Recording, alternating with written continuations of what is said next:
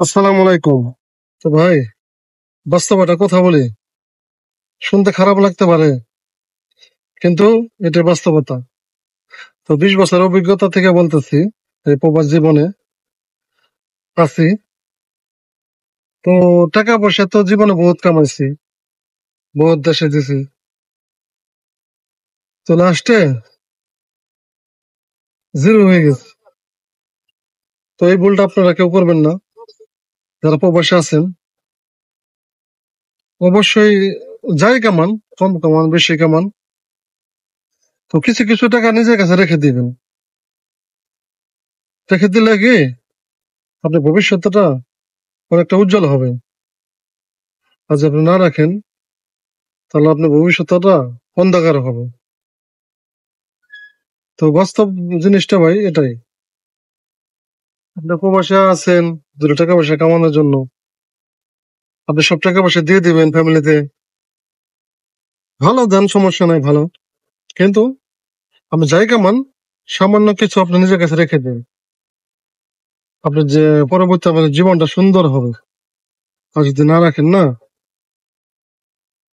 তাহলে আগে যেরকম খালি ছিলেন, বিগত সামনে 20 বছর পরে যায় ওরকম খালি থাকবেন, সফলতা পাবেন না।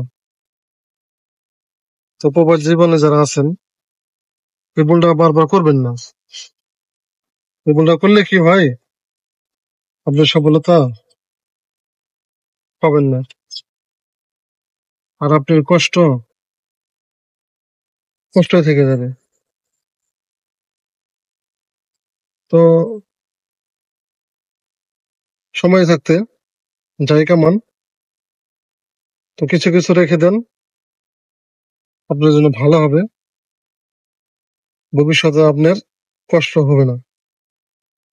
আপনার ফ্যামিলি যাই দেন না ভাই, তারা মানা করবে না।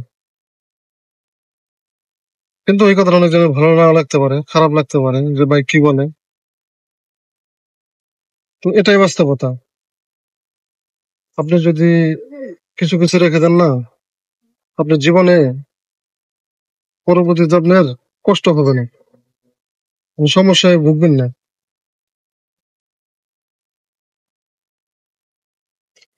তো আপনার জীবনটা সাজাতে চাইলে অবশ্যই কিছু টাকা সঞ্চয় করবেন। প্রবাসী যারা আছেন, বহুত ভাই টাকা পয়সা দিয়ে নিঃস্ব হয়ে গেছেন, কিন্তু লাস্টে দুঃখ ছাড়া কিছুই পান নাই। তো সময় থাকতে যারা নিঃস্ব হয়েছেন হয়েছেন, যারা না হন নাই, অবশ্যই মানে কিছু কিছু টাকা কিছু কিছু রেখে দিবেন, জানি ভবিষ্যতে আপনার কষ্ট না করতে হয়। তো ভালো থাকবেন, আমার জন্য দোয়া রাখবেন। আর যারা আমার এই ভিডিওটা যদি ভালো লাগে, অবশ্যই লাইক কমেন্ট শেয়ার বেশি বেশি করে দিবেন, এরকম নিত্য নতুন ভিডিও পাইতে। ভালো থাকবেন, আসসালামু আলাইকুম।